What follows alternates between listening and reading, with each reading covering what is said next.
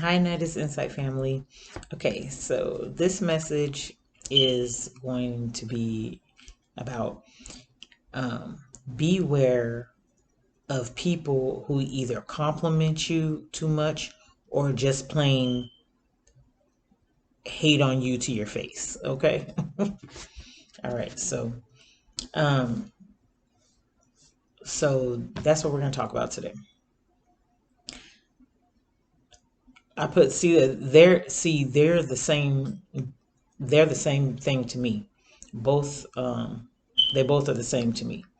If someone's either complimenting you too much um, or playing around, saying, "Oh, you so ugly" or something like that, it's like to me, it can be considered the same.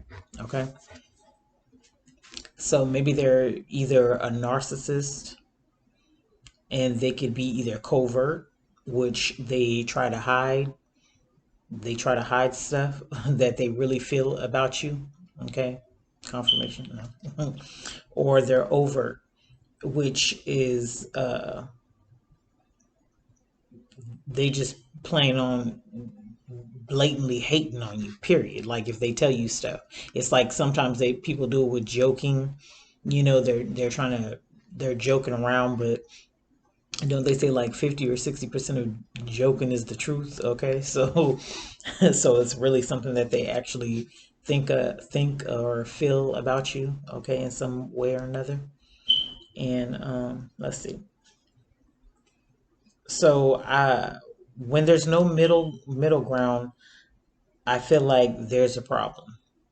Okay, so that's what I'm saying. Like it should be like people that genuinely are complimenting you, or are happy about your accomplishments, or something like that. Even when you're happy about other people's accomplishments, or proud of somebody, it's it's like a balance. It's not like so that's what I'm saying. Like, so people who one side, like people who are on one side of the spectrum and way to the other side of the spectrum, like it's like, oh, I love you, oh, I hate you. You know what I'm saying?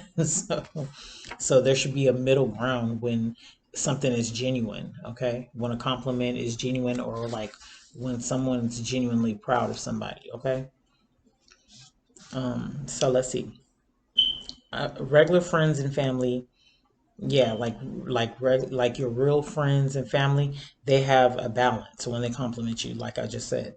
um they might like your hair, your shoes, or something like that, and they might say, "Oh, that looks nice today," or that, your hair looks nice," or, "Oh, I like those shoes," or something like that.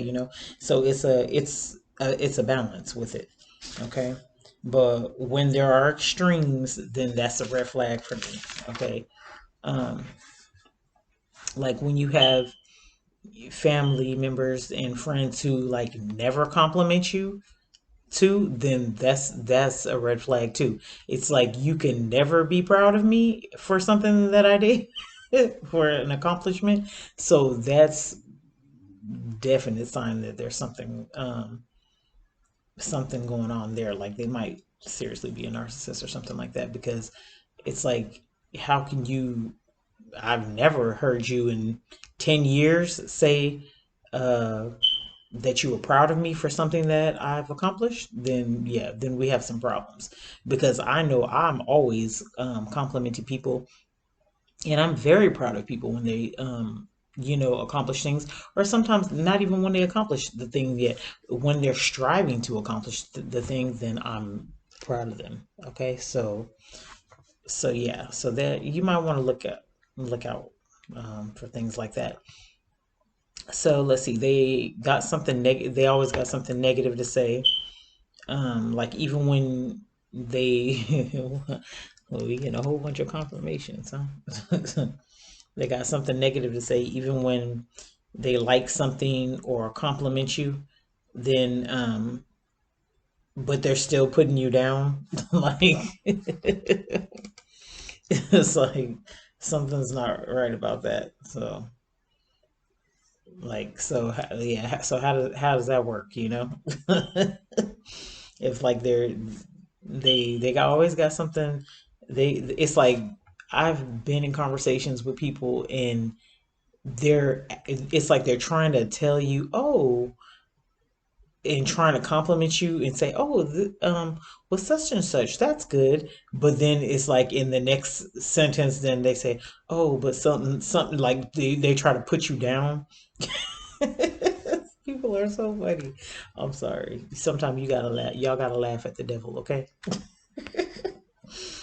So I feel like when certain people always focus on certain aspects of you, and you might be having issues like in those areas. I feel like some kind of witchcraft is it was probably going on, or is some kind of witchcraft is being done. Okay, even if that person didn't mean to do it, then like some people do things or they kind of they commit witchcraft on people and they don't even mean to.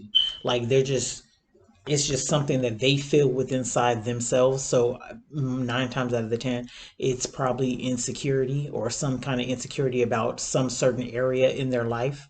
Okay, so it's really not an issue with you. It's an issue within their self. But that's the whole thing. So it's like you know that's basically it. I mean, so when people say certain things to you and then try to put you down, it's like they're trying to make themselves feel better about something that they feel like you have or that's more superior or whatever in your life.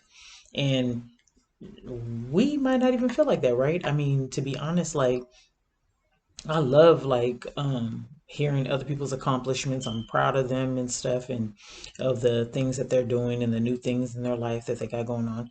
So to us it's like, we're not trying to be any kind of certain way or whatever, but to other people, to people that are insecure, they're the ones who have the issue or feel some type of way.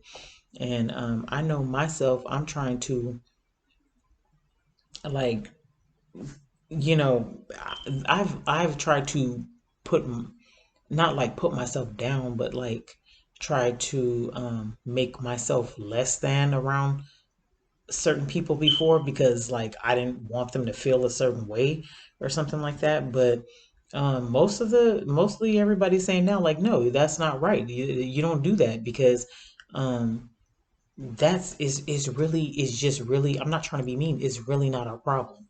It just really is not our problem. It's certain things that other people need to heal within themselves so that they can learn to, they need to heal those parts of themselves that are insecure, so that way they can go ahead on with life and actually be who God calls them to be, right? And who they're supposed to be. But it's not our problem to that they feel a certain way about us when y'all, you guys are pretty sure about yourself. Like y'all chosen ones and divine ones, y'all know what God tells you to do. Yeah, no, we're not perfect, but most of the time we try to do the right thing. So I mean, it's just not our problem, and I'm learning that myself. I'm really starting to learn that myself. So let's see. Um, so not people you do not try and spiritually take what someone else has, right? You can't switch destinies with someone else, okay? So if you're trying to do that, then that's so wrong. Like I've talked to you guys about being in someone else's energy 1,000 times. Like you cannot sit there and go, it's wrong. It's just wrong to bombard somebody else's energy and all this destiny switching stuff that y'all got going on. No, all y'all witches need to stop. Period. You cannot switch destinies with somebody. If God, well, yeah, here, let me read this because it looks like that's what I was about to go on. It says, yeah, so don't do this. Do not try to spiritually switch destinies with somebody else. What God has for you is for you. That's what I have. Period. God has good things planned for you. So just you should have good things planned for your own life as well, okay? So that way your plans and God's plans can meet up, okay? But do not sit there and try to switch destinies with somebody else, or try to wish that you had their life or what they have. No, you do what you're supposed to do and what you're called to do and what God has for you. You love yourself enough to do what God has told you to do, and then everything is going to fall in place. God will make sure it's corrected, and then that you're doing what you're supposed to do in life and somebody else is doing what they're supposed to do. Okay? Because you don't know how spiritually high and ranked someone else is in the spirit. Okay, you with God, like I told you guys before, you don't know what you mean. They don't know what you mean to God, and they don't know what God means to you. So don't do that. So there are a lot of people walking around on the earth thinking that they have some spiritual authority, okay? Like more than what they really do, or what God or even the devil gave them, okay? So they really think that they're like high and mighty, and to everybody else, they can look at them and tell like, no, no, boo. Like in you know like what you're known by, the I guess what fruits and stuff, right? But the fruits that God gives you, but the devil can give people fruits too. So and other people, like divine people, chosen ones, can see what energy that somebody else is working with. Put it that way. They can tell if those fruits came from the Lord or if those fruits came from the devil, okay?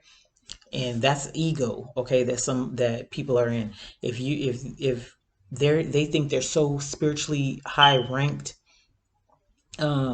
whether it's in anything, it could be in regular spirituality, it could be in Christianity, it could be, I mean, I don't want to say that, but devil worshiping or whatever, like whatever spirituality a person has.